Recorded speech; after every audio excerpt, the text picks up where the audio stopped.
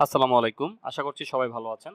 তো এই ভিডিওতে আমরা জানবো যে সমাজসেবা অধিদপ্তরের যে বয়স্ক ভাতা এবং বিধবা ভাতার যেটা আবেদন চলতেছে, এই আবেদনের পরিপ্রেক্ষিতে কি লাগবে? অনেকেই কিন্তু জানেন না যে আবেদনের জন্য কি লাগবে বা কি ডকুমেন্টস প্রয়োজন হবে, বয়স্ক ভাতার জন্য কি লাগবে, বিধবা ভাতার জন্য কি লাগবে। তো এই ভিডিওর মাধ্যমে আমি আপনাদেরকে এটি ক্লিয়ার করার চেষ্টা করব।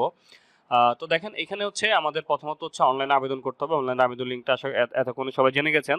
তারপর আমি বলে দিচ্ছি অনলাইনে আবেদন দাখিলের লিঙ্ক হচ্ছে dssbhata.gov.bd/online-application।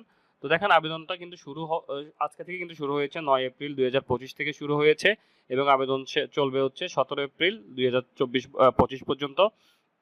তো দেখেন এখানে একটি বিষয় অনেকে বয়স্ক ভাতা কিন্তু অনেকে আবেদন করতে পারছেন না। তো এইখানে যেহেতু আমাদের এটা একটু চিঠিটা একটু খেয়াল করবেন, আমাদের এটা কিন্তু 24-25 অর্থ বছরের জন্য এটা আবেদনের জন্য সময় দিয়ে দিয়েছে। তো 24-25 অর্থ বছর যেহেতু, তো সেহেতু হচ্ছে যাদের অনেকে কিন্তু এখন 65 বছর হয়ে গেছে কিন্তু তারাও আবেদন করতে পারছেন না। তো এটার কারণটা কি? এটার কারণটা হলো এখানে যে বিষয়টা বলা আছে। তো দেখেন এখানে যেহেতু 24-25 অর্থ বছর ধরা হয়েছে, তো এখানে আমাদের বুঝতে হবে 24-25 ধরতে হলে আমাদের বয়সটা কাউন্ট হবে 1 জুলাই 2024। তো এই যে দেখেন এখানে কিন্তু স্পষ্ট দিয়ে দেওয়া আছে নির্বাচিত আবেদনকারীগণ 1 জুলাই 2024 তারিখ হতে ভাতাপ্রাপ্ত হবেন। তো এখানে যে বিষয়টা আমরা করব বয়স্ক ভাতাভোগীর জন্য, যারা মহিলা বা যারা পুরুষ প্রার্থী আছেন, পুরুষ প্রার্থীদের জন্য 1 জুলাই 2024 তারিখে, এই তারিখে 1 জুলাই 2024 তারিখে আপনার 65 বছর হতে হবে। তো আপনি কিন্তু রানিং যে মাস চলতেছে এটা কাউন্ট করলে হবে না, আপনাকে কাউন্ট করতে হবে 1 জুলাই 2024 তারিখে আপনার বয়স 65 হয়েছে কিনা। যদি 1 জুলাই 2024 তারিখে আপনার বয়স 65 হয় সেক্ষেত্রে আপনি আবেদন করতে পারবেন, এবং 1 জুলাই 2024 তারিখে আপনার বয়স যদি 62 বছর হয় মহিলাদের ক্ষেত্রে সেক্ষেত্রে আবেদন করতে পারবেন। এবং যারা পূর্বে আবেদন করেছেন, আরেকটি বিষয় হচ্ছে যারা কিন্তু অনেক আগে অনেকের আবেদন অনলাইনে আবেদন রয়ে গেছে, তাদের কিন্তু আবেদন করার প্রয়োজন নাই। আর যারা ভাতা পাচ্ছেন তারা আবেদন করবেন। এবং এখানে কি বলা আছে দেখেন, যারা পূর্বে ভাতার জন্য অনলাইনে আবেদন করেছেন অথচ ভাতা পাননি তাদের পুনরায় আবেদন করার প্রয়োজন নেই। তো যারা পূর্বে আবেদন করেছেন কিন্তু ভাতা পাচ্ছেন না, এরকম যারা আছেন তাদেরও কিন্তু আবেদন করার প্রয়োজন নেই। এবং বর্তমানে যারা ভাতা পাচ্ছেন, যারা সক্রিয় ভাতাভোগী আছেন, রানিং ভাতা পাচ্ছেন, তাদেরও কিন্তু আবেদন করার প্রয়োজন নেই। আর এখানে একটা বিষয় আমরা যদি দেখি, এখানে অনলাইনে আবেদনের প্রয়োজনীয় কাগজপত্র বিবরণ, যেমন আপনার অবশ্যই জাতীয় পরিচয়পত্র থাকতে হবে। আপনি জাতীয় পরিচয়পত্র না থাকলে আপনি বয়স্ক ভাতাতেও আবেদন করতে পারবেন না, বিধবা ভাতাতেও আবেদন করতে পারবেন না। এমন যারা বিধবা ভাতা আছেন, যারা বিধবা ভাতাভোগী আছেন, তাদের ক্ষেত্রে হচ্ছে দেখেন এখানে কিন্তু বিধবা ও স্বামী নিগৃহীতা মহিলা ভাতার ক্ষেত্রে স্বামীর মৃত্যু সনদ এবং হচ্ছে তালাকপ্রাপ্তদের ক্ষেত্রে ইউপি চেয়ারম্যানের প্রত্যয়নপত্র। এই তার মানে কি, আপনার ধরেন আপনার স্বামী মারা গেছে, আপনার কাছে হয়তোবা এখন স্বামীর মৃত্যুর ইয়েটা নেই, আপনার মৃত্যু সনদটা নেই।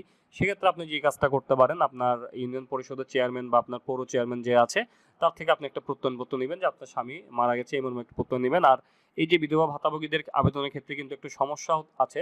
সমস্যাটা হচ্ছে আপনারা যারা বিধবা ভাতার জন্য আবেদন করতে আসেন তাদের হচ্ছে মৃত্যু সনদ লাগবে, অথবা হচ্ছে আপনার ইউনিয়ন পরিষদের একটা প্রত্যয়নপত্র লাগবে, যেটা আপনি অনলাইনে সাবমিটের মাধ্যমে আপনার আবেদন প্রক্রিয়াটা সম্পন্ন করবেন। তো এই হলো মোটামুটি ভাতার আবেদনের নিয়ম। আর আরেকটি বিষয় হচ্ছে, যারা ভাতার আবেদন করতে চাচ্ছেন আপনাদের কি তথ্য লাগবে বা কি ডকুমেন্ট লাগবে। আহ, আহ, ভাতা প্রাপ্তির ক্ষেত্রে আপনার আবেদনের সময় জাতীয় পরিচয়পত্র তো অবশ্যই লাগবে, আপনার ছবি, স্বাক্ষর এবং হচ্ছে আপনার নমিনির তথ্য, এবং হচ্ছে আপনার কিছু আপনার সম্পত্তির কিছু তথ্য লাগবে, যেমন হচ্ছে আপনার কতটুকু জায়গা জমি আছে, এই টাইপের কিছু প্রশ্ন আছে। এবং হচ্ছে আপনার যে পরিবারটা থেকে আপনি আবেদন করছেন, আপনার আর্থসামাজিকটা বিবেচনা করার জন্য হচ্ছে আপনাকে এখানে কিছু প্রশ্ন করা হবে। যেমন পরিসংখ্যানের আমরা যখন করেছিলাম, এই জনশুমারি করেছিলাম, ওখানে কিছু প্রশ্ন ছিল। খানা প্রধানের নাম, খানা প্রধান মানে হচ্ছে আপনার বাড়ির যে প্রধান তার নাম, খানা প্রধানের বার্ষিক ইনকাম, এই টাইপের অনেকগুলো প্রশ্ন থাকবে। আপনি কি ধরনের পানি ব্যবহার করেন, আপনার বাড়িতে কোনো টিউবওয়েল আছে কিনা, এই ধরনের কিছু প্রশ্ন আপনাদেরকে সম্মুখীন হতে হবে আবেদনের সময়। তো এগুলো হচ্ছে আপনারা যদি ঠিকঠাকভাবে দিতে পারেন তাহলে হচ্ছে আপনি আবেদন করতে পারবেন। এবং হচ্ছে আপনার জেলায়, আপনার যে জেলাতে বসবাস করছেন ওই জেলায় নগদের মাধ্যমে আবেদন করা হয় বা আপনার ভাতাভোগীদের টাকা পেমেন্ট করা হয়, নাকি হচ্ছে বিকাশের মাধ্যমে পেমেন্ট করা হয়, এই বিষয়টা আপনি একটু ক্লিয়ার হয়ে নেবেন। যদি বিকাশের মাধ্যমে হয় সেক্ষেত্রে হচ্ছে ভাতাভোগীর নামে একটি সিম করবেন বা ভাতাভোগীর নামে একটি সিম কিনবেন, ওই সিমের মধ্যে বিকাশ করে বা ওই সিমে বিকাশ থাকলে আপনি আবেদন করতে পারবেন। আর যদি ভাতাভোগীর ফিঙ্গারপ্রিন্ট দিয়ে যদি কোনো সিম তোলা সম্ভব না হয় বা বিকাশ অ্যাকাউন্ট খোলা সম্ভব না হয়, সেক্ষেত্রে হচ্ছে পরিবারের যে কোনো সদস্যের মোবাইল নাম্বার বা বিকাশ নাম্বার ব্যবহার করা যাবে। তো এই হলো মোটামুটি আপনারা আপনাদের আবেদন প্রসেসটা বা আবেদনের আপনার যেই প্রয়োজনীয় কাগজপত্র যেগুলো এগুলো লাগবে আপনার আবেদনের সময়।